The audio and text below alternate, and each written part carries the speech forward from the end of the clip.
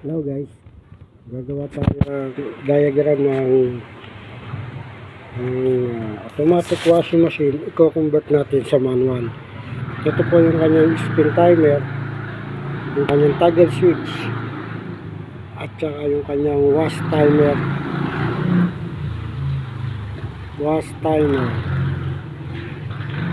Yan po, wash timer niya. Ito naman po yung kanyang capacitor. Ayan. Ito kanyang wash motor.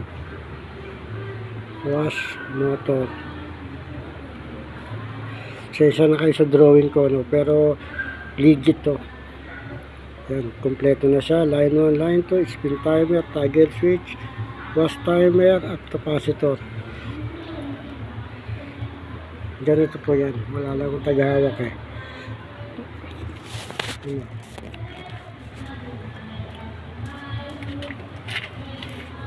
Dito.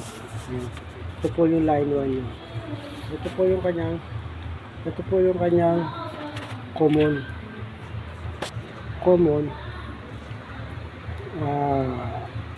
start running at saka starting. Yan. Siyempre po, yung starting niya, diretso na po yan sa capacitor.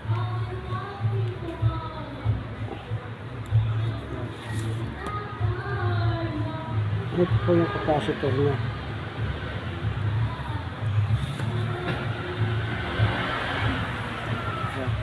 Ito, nakadiretso na po yan dyan.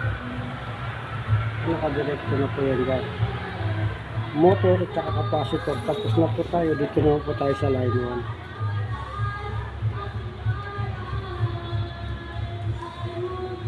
Tapos na rin po tayo sa line 1. Motor, capacitor.